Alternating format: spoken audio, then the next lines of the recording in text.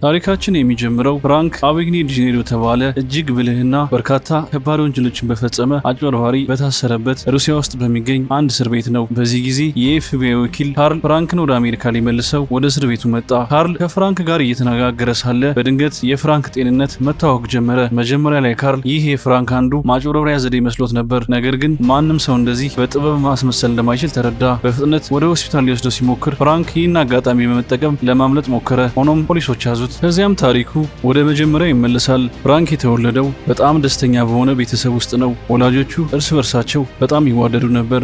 አንድ ቀን አባቱ ሱፍ ሊገዛለት ወደ አንድ ሱቅ ወሰደው። ከዚያ ሲደርሱ የሱቁ ሰራተኛ ሱቁ በአሁኑ ሰዓት ዝግ መሆኑን ነገረቻቸው። ይህን ሲሰማ የፍራንክ አባት በፍጥነት የወርቅ የአንገት ሐብል አውጥቶ ይህ ያንቺ ነው ሲል ጠየቃት። ሴትየዋ በአባትየው ብልሃት ተደንቃ ሱቁን በመክፈት ሱፉን እንዲገዙ ፈቀደችላቸው። የፍራንክ አባት እንደዚህ አይነት ስልቶችን በመጠቀም ረገድ በጣም የተዋጣ ነበር። ከዚያም ፍራንክን ሹፌር መስሎ መኪና እንዲያሽከረክር አደረገው። ብዙም ሳይቆይ ባንክ ደረሱ።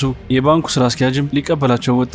እንደ እውነቱ ከሆነ የፍራንክ አባት በንግዱ ላይ ትልቅ ኪሳራ ስለደረሰበት ከባንክ ብድር ያስፈልገው ነበር። በሌላ የሂሳብ ባለሙያ ስህተት ምክንያት ግብሩን በጊዜው ባለመክፈሉ ከባድ ኪሳራ ደርሶበታል። ሁሉንም ነገር ቢያስረዳም ሊረዳው ፈቃደኛ የሆነ ባንክ አልነበረም። በመሆኑም መንግስት መኪናውን፣ ንብረቱንና ገንዘቡን ሁሉንም ወረሰበት። አባቱ ከፍተኛ የገንዘብ ችግር ውስጥ ቢሆንም ለፍራንክ የባንክ ሂሳብ ከፈተለት። ፍራንክ ለምን እንደዚህ ታደርጋለህ? አንተ ራስህ እኮ በዕዳ ውስጥ ነህ ሲል ጠየቀው። አባቱ ስለኔ አትጨነቅ፣ ሙሉ ህይወትህ ከፊት ነው ያለው፣ በጥሩ ሁኔታ መኖር አለብህ ሲል መለሰለት። በህይወታቸው ውስጥ የገንዘብ ችግራቸው እየከፋ ሲሄድ ፍራንክ ትምህርት ቤቱን ለመቀየር ተገደደ። አዲስ ትምህርት ቤት በገባበት የመጀመሪያ ቀን አንድ ተማሪ ፍራንክን መምህር ትመስላለህ፣ እድሜን የሚመጥን ልብስ ልበስ ሲል አፌዘበት። በጣም የተናደደው ፍራንክ መምህር ለመምሰል ወሰነ። ወደ ክፍሉ ገብቶ እዚያ የነበሩትን እውነተኛ አስተማሪ እዚህ ምን እያደረጉ ነው? ይህ ክፍል የኔ ነው፣ አሁን እኔ ነኝ የማስተምረው፣ በኋላ ይመለሱ አላቸው። ግራ የተጋቡት ምስኪን አስተማሪ ከክፍሉ እንደወጡ ፍራንክ ያንን አስቸጋሪ ተማሪ በሁሉም ተማሪዎች ፊት አዋረደው። ለአንድ ሳምንት ያህል አንድ ተማሪ በዚህ መልኩ ክፍል ሲያስተምር ማንም ሊያስተውል አልቻለም። ፍራንክ ሙሉውን ክፍል ጉብኝት ለመውሰድም አቅዶ ነበር። ነገር ግን ብዙም ሳይቆይ ትምህርት ቤቱ ስለ ጉዳዩ ሲያውቅ የፍራንክ ወላጆች ተጠሩ። አባቱ በትምህርት ቤቱ ርዕሰ መምህር ፊት በጣም ቁጡ መስሎ ነበር። ነገር ግን በኋላ ላይ ከፍራንክ ጋር በጉዳዩ በጣም ሳቁ። አንድ ቀን ፍራንክ ከትምህርት ቤት ሲመለስ እናቱን መኝታ ቤት ውስጥ ከአባቱ የስራ ባልደረባ ጋር አያት። እናቱ ምንም እንዳልተፈጠረ ለማስመሰል በጣም ሞከረችና ፍራንክን ይህን ውሰድና ለራስህ አንድ ነገር ግዛ ብላ ገንዘብ ሰጠችው። ነገር ግን ፍራንክ ሁሉንም ነገር ተረድቶ ነበር። ከጥቂት ቀናት በኋላ ወላጆቹ ለመለያየት ወሰኑ። ጠበቃው ፍራንክን ከእናት ጋር ወይስ ከአባት ጋር መኖር ትፈልጋለህ ብሎ ጠየቀው። ፍራንክ ቤተሰቡ በአይኑ ፊት ሲፈርስ በማየቱ ልቡ ተሰበረ። ከዚህ በኋላ ሊቋቋመው ስላልቻለ ከቤት ሸሽቶ ወደ ሌላ ከተማ ሄደ። ብዙ ገንዘብ አልነበረውም። የባንክ ሂሳብና የቼክ ደብተር ብቻ ነበረው። ቼኮችን በመጻፍ ለሆቴሎች መስጠት ጀመረ። ነገር ግን ቼኮቹ ተመላሽ መሆን ሲጀምሩ ስራ አስኪያጁ አባረረው። ከዚያም አንድ ቀን ዝም ብሎ ተቀምጦ እያለ ቼኮችን መቀየር እንደሚቻል አንድ ሀሳብ መጣለት። ይህ የድሮ ጊዜ ታሪክ ነው። ስለዚህ በዚያን ጊዜ ቴክኖሎጂ እንዳሁኑ በጣም የላቅ አልነበረም። ፍራንክ ይህንን ክፍተት ተጠቅሞ ቀስ በቀስ ሐሰተኛ ቼኮችን መስራት ጀመረ። በተለያዩ ሰዎች ስም ቼኮችን በመጻፍ ገንዘብ ማጭበርበር ጀመረ። የባንክ ስራ አስኪያጁ ገንዘብ ለመስጠት ሲያመነታ ከአባቱ የተማረውን የአንገት ሐብል የማታለያ ዘዴ በድፍረት በመጠቀም ገንዘቡን ያገኝ ነበር። ሆኖም ማጭበርበሩ ቀስ በቀስ መጋለጥ ጀመረ። ብዙም ሳይቆይ ቼኮቹ በየትኛውም ባንክ ተቀባይነት ማግኘት አቆሙ። ከዚያም አንድ ቀን ከሆቴል ውጪ አንድ አብራሪ ያየ። ሁሉም ሰው ለአብራሪው የሚሰጠውን ከፍተኛ አክብሮት ሲመለከት ፍራንክ እንዲህ የሚል ሀሳብ መጣለት። እውነተኛ ባልሆንም እንኳን ለምን አብራሪ መስዬ አልታይም? በዚህ መንገድ የተከበረ ሰው መስሎ በመታየት ቼኮችን በቀላሉ ወደ ገንዘብ ይቀይራል። በመቀጠልም የጋዜጠኛ ልብስ ለብሶ ወደ አውሮፕላን ማረፊያው በመሄድ ለባለስልጣናቱ ስለ አብራሪዎች ጽሑፍ እያዘጋጀው ነው። ለዚህም አንዳንድ አስፈላጊ መረጃዎች ያስፈልጉኛል አላቸው። በዚህ ብልሃት አብራሪዎች ዩኒፎርማቸውን ከየት እንደሚያገኙ ቁልፍ የሆኑ ዝርዝሮችን አገኘ። ወዲያውኑ ወደ ዩኒፎርም አቅራቢው ስልክ ደውሎ ዩኒፎርሜ ተበላሽቷል፣ አዲስ ማዘዝ እችላለሁን ብሎ ጠየቀ። ፍራንክ የተለያዩ ዘዴዎችን በመጠቀም ዩኒፎርሙን አገኘ። ሆኖም በቼክ ለመክፈል ሲሞክር ሰራተኛው የምንፈልገው የአብራሪ መታወቂያ ብቻ ነው፣ ምንም መክፈል አይጠበቅብም፣ እኛ ራሳችን ከአየር መንገዱ እናገኛለን አለው። ቀደም ሲል የሰራው የውሸት መታወቂያ ስላለው ዩኒፎርሙን ያለምንም ክፍያ አገኘ። በመቀጠልም ከዚህ በፊት ቼክ ለመለወጥ ሲሞክር ችላ ተብሎበት ወደ ነበረው ባንክ ተመለሰ። በዚህ ጊዜ ግን የባንኩ ስራ አስኪያጅ ራሱ ቀርቦ ቼኩን ወደ ገንዘብ ለወጠለት። በዚህ አጋጣሚ ፍራንክ በሆቴሎች ውስጥ የደሞዝ ቼክ የሚመስሉ ትላልቅና ትናንሽ ቼኮች በቀላሉ መቀየር እንደሚቻል ተረዳ። ይህን እድል በመጠቀም የራሱን የሐሰት የደሞዝ ቼኮች መስራት ጀመረ። ፍራንክ ከአሻንጉሊት አውሮፕላን ላይ የአየር መንገድ አርማ በጥንቃቄ አንስቶ ሐሰተኛ ቼኮች ላይ ለጥፎ ገንዘብ ለማውጣት ወደ ባንክ አመራ። በባንክ ውስጥ ስራ አስኪያጁ እኚህን በቀጥታ በአውሮፕላን ማረፊያው ላይ መለወጥ ይችላሉ አለው። በአየር ማረፊያው በየትኛውም ሰዓት ቼኮችን መለወጥ እንደሚችል ሲረዳ ፍራንክ ይህን ሀሳብ ወደደው። ወደ አየር ማረፊያው እንደደረሰ እዚያ የነበረችው እንግዳ ተቀባይ ሰራተኛ ዛሬ ከኛ ጋር እየበረሩ ነው ብላ ጠየቀችው። ፍራንክም አዎ ብሎ መለሰ። እሷም ወዲያውኑ ወደ አውሮፕላን አስገባችው። በአውሮፕላኑ ውስጥ መቀመጫ ለአብራሪዎች ነጻ ነበር። ችግሩ ግን ይሄ ነበር፣ ፍራንክ ግን እውነተኛ አብራሪ አልነበረም። ውስጡ ፍርሃት ቢሰማውም በሁሉም ሰው ፊት ልበ ሙሉ መስሎ ታየ። ወደ አንዲት ቆንጅዬ የበረራ አስተናጋጅ ቀረበና ይህ አንቺ የአንገት ሐብል ነው ብሎ ጠየቃት። አባቱ ባስተማሩ ማታለያ ልጅቷን አስደመማት። ፍራንክ ከእድሜው በላይ ትንሽ ጎልማሳ ስለሚመስል ማንም እውነተኛ አብራሪ እንዳልሆነ አልጠረጠረም። አሁን ፍራንክ ህይወቱ ሙሉ በሙሉ እየተዝናናበት ነበር። ከዚያም የባንክ ስራ አስኪያጅ ማሽኮርመም ጀመረና ቀስ በቀስ የሙሉን የባንክ ስርዓት ሚስጥር መረዳት ጀመረ። የባንክ ቼኮች ከየት እንደሚመጡ፣ ወዴት እንደሚሄዱና የመለያ ቁጥሮች እንዴት እንደሚሰጡ ሁሉንም ነገር ተማረ። ፍራንክ ባንኮች ቼኮችን ለማተም ልዩ ማተሚያ ማሽኖችን እንደሚጠቀሙም ተረዳ። ጊዜ ሳያጠፋም ተመሳሳይ አይነት ያገለገለ ማሽን ገዛ። አሁን ፍራንክ የዋ ጀማሪ አልነበረም። የቼክ ማጭበርበሩን ስራ በከፍተኛ ሙያዊ ብቃት ማከናወን ጀመረ። በስራውም እጅግ ባለሙያ ሆነ። ቀስ በቀስ በሐሰተኛ ቼኮች አማካኝነት እየጨመረ የመሄድ ገንዘብ ማውጣት ቻለ። የማጭበርበር ወንጀሎቹ ከጊዜ ወደ ጊዜ እየሰፉ በመሄዳቸው የፍራንክ እንቅስቃሴ ለኤፍቢአይ ጆሮ ደረሰ። ጉዳዩም ስራውን በጣም በቁም ነገር ለሚመለከተው ካርል በተባለ አንድ ታታሪ ወኪል እጅ ወደቀ። አንድ ቀን ፍራንክ ከአባቱ ጋር ተገናኘ። ብዙ ጊዜ ደብዳቤ ይጽፍለትና በዚህ ጊዜ ስለሚሰራው ስራ ይነግረው ነበር። አባቱ ልጁ በእውነት አብራሪ ሆኗል ብሎ በማመን በጣም ኩራት ተሰማው። ፍራንክም መንግስት ሁሉንም ነገር ስለወሰደብህ ከገቢዬ በፊልም ላይ ጄምስ ቦንድ የሚነዳውን አይነት መኪና ገዛውልህ አለው። ሆኖም አባቱ ከግብር ማጭበርበር በኋላ መንግስት አሁንም እያሳደደኝ ነው፣ ይህን መኪና ከወሰድኩ እሱንም ደግሞ ይነጥቁኛል አለው። በወቅቱ የአባቱ ሱቅ ስለተዘጋ አስቸጋሪ ጊዜያት እያሳለፈ ነበር። ፍራንክ ገንዘብ አቀረበለት። አባቱ ግን ካንተ ገንዘብ መቀበል አልችልም በማለት ሳይቀበል ቀረ። በዚያን ጊዜ ፍራንክ የአገሪቱን አጠቃላይ ስርዓት በሚገባ ተረድቶ ነበር። በተለያዩ ግዛቶች የተዘዋወረ ከተለያዩ ቦታዎች ቼኮችን ያስተላልፍ ነበር። ኤፍቢአይ ሁሉንም እንቅስቃሴዎቹን በቅርብ ይከታተል የነበረ ሲሆን ብዙም ሳይቆይ የመጨረሻውን ቼክ ወደ ላከበት ሆቴል ደረሱ። ሆቴሉን ሲጠይቁ ፍራንክ አሁንም እዚያ እንዳለ አረጋገጡ። ለረጅም ጊዜ በመቆየቱ በሆቴሉ ውስጥ ካሉ ሰዎች ጋር ተግባብቶ ነበር። ካርል ሽጉጥን ይዞ በቀጥታ ወደ ፍራንክ ክፍል ገባ። ፍራንክ ብሎ ነው ካልተንቀሳቀሰ እንደሚያዝ ገባው። ወዲያውኑም የድብቅ ወኪል መስሎ መተወን ጀመረ። ተረጋጋ፣ እኔ ከሚስጥር አገልግሎት ነኝ። ይህን ሰው የምትፈልገው አንተ ብቻ መስሎ ነበር። መንግስት በሙሉ ነው የሚያሳድደው አለው። ካርልም በመጠራጠር መታወቂያን አሳየኝ፣ እንዴት ላምን እችላለሁ ሲል ጠየቀ።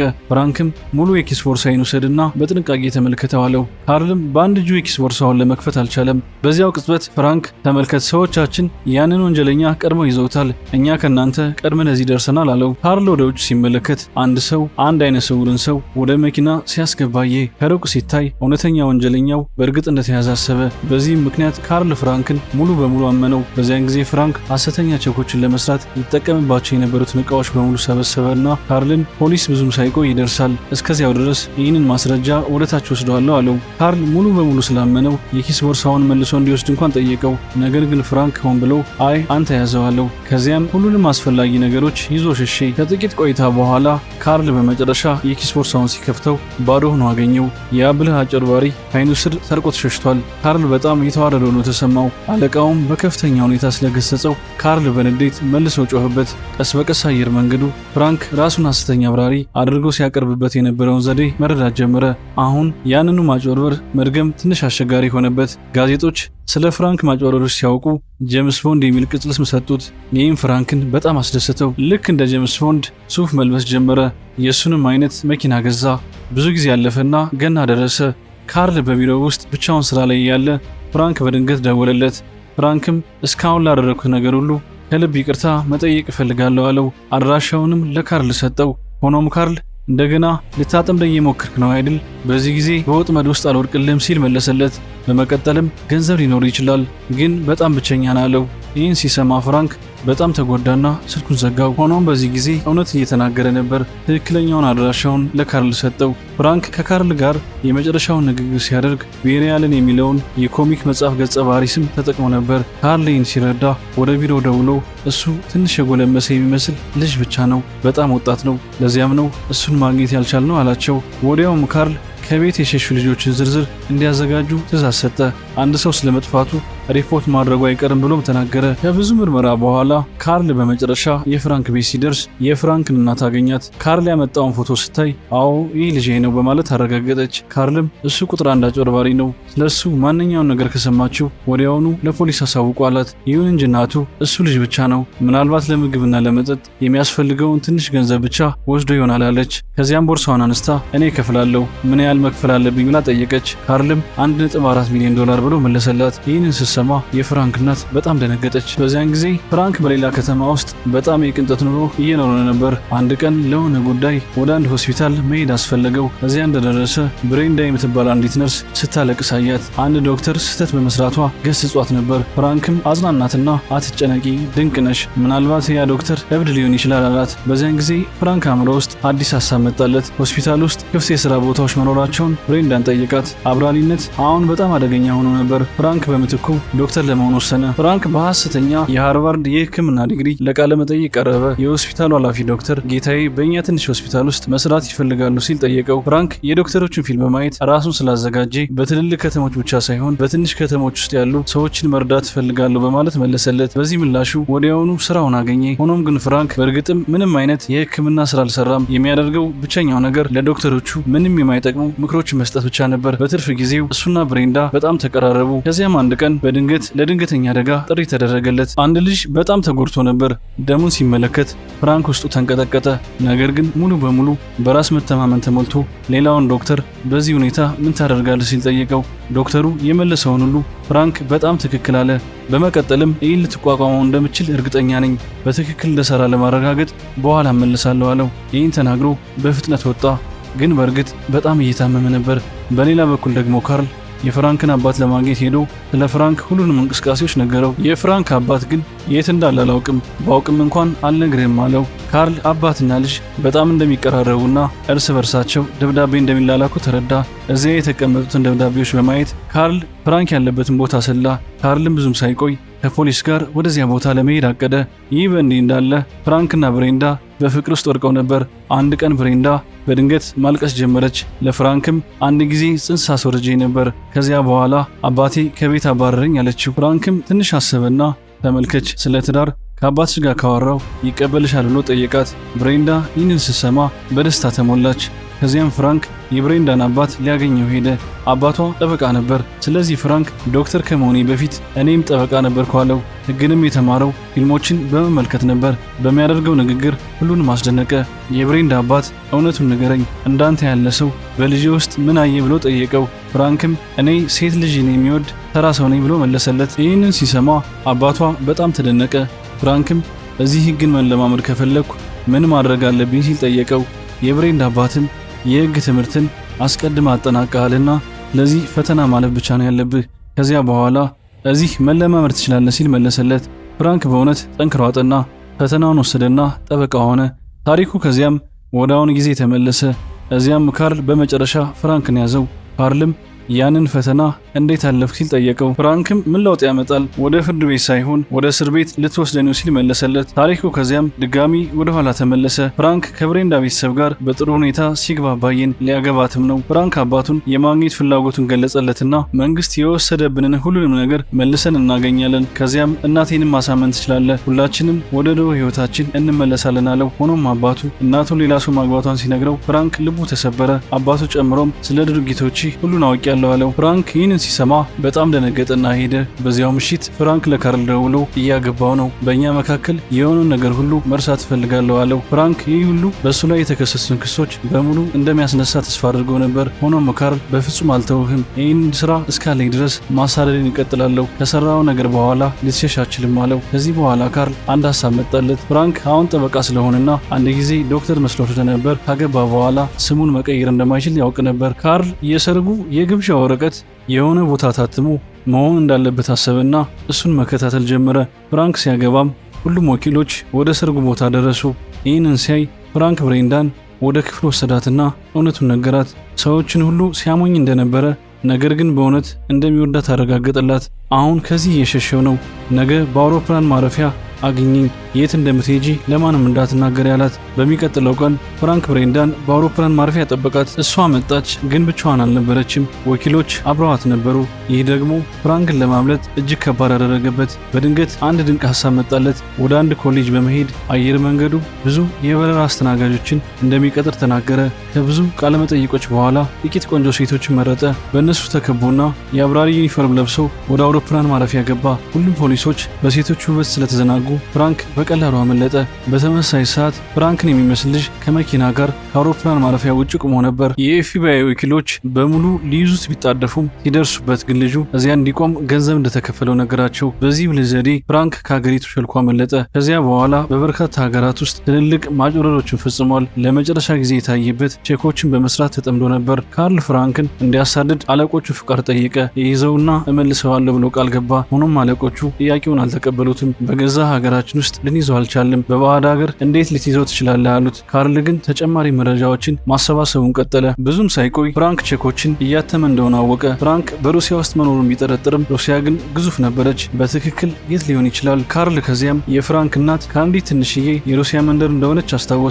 ምርመራ ሲያደርግ እዚያም ማተሚያ ቤት እንዳላወቀ አጋጣሚ ሆኖ እንደገና የገና ዋዜማ ነበር። ካርል ሲደርስ ፍራንክን እዚያው አገኘው። ፍራንክም ና አካባቢውን ላሳይህ፣ ከኔ ጋር ውጣለው። ነገር ግን ካርል አስጠነቀቀው። ለመሸሽ እንኳን አትሞክር፣ ካልሆነ እዚህ ያሉት ፖሊሶች ይተኩሱብሃል። አሁን እጅ ከሰጠህ ላድንህ እችላለሁ አለው። ፍራንክም በልጆች ማልልኝ አለው። ካርልም አለ፣ እመነኝ እውነቱን እየነገርኩ ነው አለው። ከዚህ በኋላ ካርል እንዲያስረው ፈቀደለት። ነገር ግን ወደ ውጭ ሲወጡ ማንም አልነበረም። ሆኖም በሚቀጥለው ቅጽበት ብዙ የፖሊስ መኪናዎች ቦታው ላይ ደረሱ። ከዚያም ታሪኩ ወደ አሁኑ ጊዜ ተመለሰ። ካርልና ፍራንክ አሜሪካ ሊያርፍ በተቃረበ አውሮፕላን ውስጥ ነበሩ። ፍራንክም ከአባቴ ጋር ማውራት እፈልጋለሁ አለ። ካርልም በከባድ ልብ አባቱ በመታጠቢያ ቤት ውስጥ ተንሸራቶ ሕይወቱ ማለፉን ነገረው። ፍራንክ በጣም አዘነ። ወደ መጸዳጃ ቤትም ገባና ጮክ ብሎ አለቀሰ። አውሮፕላኑ ሊያርፍ ጥቂት ደቂቃዎች ብቻ ቀርቷል። ፍራንክ በመጸዳጃ ቤት ውስጥ መቆየቱን ሲያይ ካርል በሩን ሰብሮ ቢገባም ዘግይቷል። ፍራንክ የመጸዳጃ ቤቱን ቧንቧ ብሎኖች ፈቶ ወደ አውሮፕላኑ ውስጣዊ ክፍል ገብቷል። የማረፊያ መንኮራኮሮች እንደተዘረጉ ፍራንክ ድሉን ተጠቅሞ ወዲያውኑ አመለጠ። በዚያው ምሽት እናቱን ለመጎብኘት ቢሄድም በጣም ደስተኛ የሆነችበትን ቤተሰብ ከሌላ ሰው ጋር መስርታና አንድ ትንሽ የሴት ልጅም መውለዷን ተመለከተ። በሌላ በኩል ካርል ፍራንክ እናቱን ሊጎበኝ እንደሚችል አስቀድሞ ገምቶ ነበር። እዚያ እየጠበቀው ነበርና አሰረው። ፍራንክ ገና 19 ዓመት ስላልሞላው ካርል እንደ ታዳጊ እንዲታይለት ፈልጎ ነበር። ሆኖም መንግስት ለእንደዚህ አይነቱ ታላቅ ማጭበርበር ከባድ ቅጣት ለመስጠት ወሰነ። ለ10 ዓመታት ብቻውን ከማንም ጋር ሳያወራ እስር ቤት ውስጥ እንዲበሰብስ ተፈረደበት። አንድ ቀን ካርል ሊጠይቀው መጣ።